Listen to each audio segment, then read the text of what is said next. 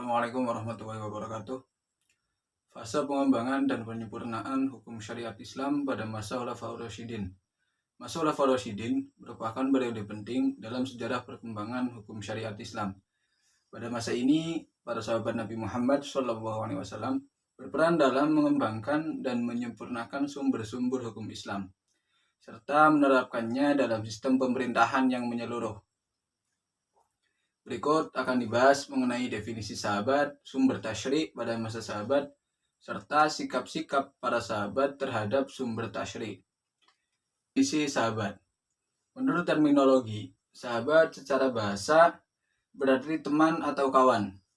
Dalam konteks sejarah Islam, sahabat didefinisikan sebagai orang-orang yang pernah bertemu dan berinteraksi langsung dengan Nabi Muhammad, serta beriman kepada Nabi Muhammad. Kriteria sahabat.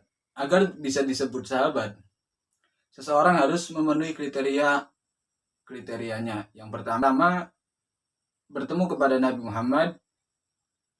Yang kedua, beriman kepada Nabi Muhammad. Dan tiga, meninggal dalam keadaan muslim. Jadi apabila bertemu dengan Nabi Muhammad, beriman kepada Nabi Muhammad, tetapi ketika meninggal sudah tidak dalam keadaan muslim atau memeluk agama Islam, tidak termasuk dalam kategori sahabat. Jumlah sahabat Nabi Muhammad diperkirakan mencapai sekitar 114.000 orang. Mereka tersebar di berbagai wilayah kekuasaan Islam pada masa itu, dari Jazirah Arab hingga ke Persia dan Syam. Bertasyri' pada masa sahabat. Yang pertama ada Al-Quran. Sumber utama hukum Islam adalah Al-Quran yang diwahyukan oleh Allah Subhanahu wa Ta'ala kepada Nabi Muhammad melalui malaikat Jibril. Al-Quran itu berisi prinsip-prinsip dasar ajaran Islam, termasuk di dalamnya juga ada hukum-hukum syariat, dan pastinya akan ada. Yang kedua, sumber tasyri' pada masa sahabat adalah hadis. Selain Al-Quran, sumber hukum lainnya adalah hadis, yaitu perkataan, perbuatan, dan ketetapan Nabi Muhammad. Hadis berfungsi untuk menjelaskan, merinci, dan mempraktikkan ajaran-ajaran yang terdapat dalam Al-Quran. Atau bisa juga berfungsi untuk melengkapi apa yang belum jelas di dalam Al-Quran, bisa diterangkan lebih jelas di dalam hadis. Yang ketiga, ijtihad.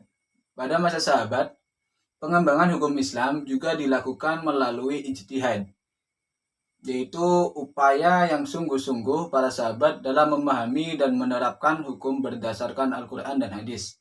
Sikap para sahabat terhadap hukum tasyri'. Yang pertama, penghormatan. Para sahabat sangat menghormati Al-Quran dan hadis sebagai sumber hukum Islam yang utama. Mereka berusaha memahami dan mengamalkan ajaran-ajaran yang terkandung di dalamnya dengan sebaik-baiknya. Yang kedua, sikapnya adalah berijtihad. Dalam menghadapi permasalahan baru yang tidak ditemukan secara eksplisit dalam Al-Quran dan hadis, para sahabat melakukan ijtihad untuk mencari solusi hukum yang sesuai dengan syariat Islam. Sesuai dengan perkembangan zaman, karena kadang tidak lengkap atau tidak rinci di dalam Al-Quran dan hadis, maka para sahabat pun melakukan ijtihad. Yang ketiga, sikapnya adalah kehati-hatian. Para sahabat sangat berhati-hati dalam berijtihad agar tidak terjadi penyimpangan dari ajaran Islam. Mereka selalu berusaha untuk merujuk kembali kepada Al-Quran dan hadis sebagai pedoman utamanya. Kontribusi para sahabat dalam pengembangan hukum syariat. Yang pertama, penafsiran Al-Quran. Para sahabat memainkan peran penting dalam menafsirkan Al-Quran dan memahami makna Al-Quran secara mendalam, serta mengaplikasikannya dalam kehidupan sehari-hari. Mereka memiliki pemahaman yang kuat tentang konteks turunnya ayat-ayat Al-Quran. Ya, karena penurunan Al-Quran pada zaman Nabi Muhammad, sahabat juga mengetahuinya, maka mereka tergolong lebih mengetahui tentang penafsiran Al-Quran. Yang kedua, periwayatan hadis. Banyak di antara para sahabat yang menjadi periwayat hadis, sehingga memainkan peran penting dalam menjaga dan melestarikan sunnah Nabi Muhammad. Yang ketiga, penerapan hukum.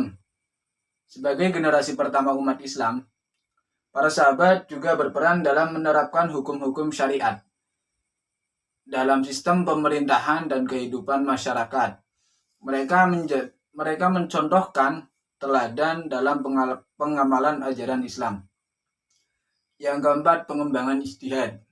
Dalam menghadapi permasalahan baru, para sahabat tidak segan untuk berijtihad dengan berlandaskan pada Al-Quran dan hadis. Mereka memberikan contoh yang baik dalam pengembangan hukum Islam secara dinamis dan kontekstual. Dampak perkembangan hukum syariat pada masa sahabat. Yang pertama, konsolidasi politik. Penerapan hukum Islam yang konsisten oleh para sahabat, yang dalam hal ini adalah diantaranya Khulafaur Rasyidin seperti Abu Bakar, Umar bin Khattab, Utsman bin Affan, dan Ali bin Abi Thalib, berkontribusi pada konsolidasi politik dan pemerintahan Islam yang kuat pada masa itu. Apalagi mereka berempat tergolong ke dalam Khulafaur Rasyidin atau para pengganti pemimpin setelah Rasulullah meninggal. Yang kedua, ekspansi wilayah. Keberhasilan para khalifah dalam memperluas wilayah kekuasaan Islam tidak terlepas dari penerapan hukum syariat yang adil dan bijaksana, sehingga menarik simpati masyarakat di daerah-daerah yang ditaklukkan. Yang ketiga, pemantapan ajaran Islam. Kodifikasi dan pengembangan hukum syariat oleh para sahabat turut memantapkan ajaran-ajaran Islam, sehingga dapat diterima dan diamalkan dengan baik oleh umat Islam pada masa itu dan juga berfungsi bagi generasi berikutnya. Pengaruh fatwa-fatwa para sahabat. Di antaranya sahabat yang berfatwa adalah Umar bin Khattab. Fatwanya pelanggaran pernikahan sementara atau nikah mut'ah. Karena zaman dulu waktunya berperang, jadi masih diperbolehkan untuk yang namanya nikah mut'ah atau nikah kontrak. Ketika berperang kemana, boleh menikah, kemudian ketika kembali ke negeri asalnya, dia menceraikannya. Pengaruhnya menjadi dasar hukum yang diterima oleh mayoritas umat Islam dalam masalah pernikahan.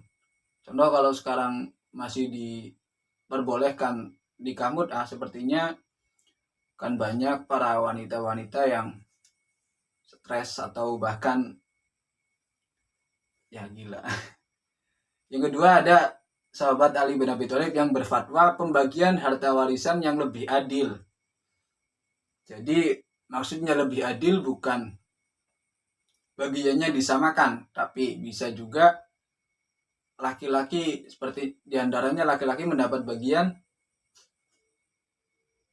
2 kali lipat daripada perempuan. Kenapa di sini dikatakan adil? Karena ya sesuai kebutuhan laki-laki juga lebih banyak dibandingkan perempuan, diantaranya menanggung istrinya, menanggung kebutuhan anaknya, atau menanggung kebutuhan kakaknya, menanggung kebutuhan ibunya ketika ayahnya sudah meninggal. Pengaruh dari fatwa sahabat Ali ialah menjadi acuan bagi pengaturan hukum waris yang diterapkan hingga saat ini. Ketiga, ada sahabat atau istri Nabi Muhammad, Siti Aisyah. Itu fatwa larangan memaksakan kehendak kepada istri. Pengaruhnya menjadi prinsip penting dalam hubungan suami istri yang diajarkan dalam Islam. Ini juga masih berpengaruh sampai sekarang, alhamdulillah. Jadi bisa menjadi prinsip dalam hubungan suami istri, untuk suami itu tidak bisa semena-mena untuk memaksakan kehendak istri. Yang keempat, ada fatwa sahabat Ibnu Abbas, tafsir Al-Quran yang komprehensif. Pengaruhnya menjadi referensi utama dalam kajian tafsir Al-Quran di kalangan umat Islam. Warisan pemikiran hukum sahabat. Yang pertama, komitmen pada Al-Quran dan Sunnah. Karena para sahabat memiliki komitmen yang kuat untuk menjadikan Al-Quran dan Sunnah sebagai sumber utama hukum Islam. Mereka berusaha memahami, menerapkan, dan menyebarluaskan ajaran-ajaran yang terkandung di dalam Al-Quran dan hadis atau Sunnah.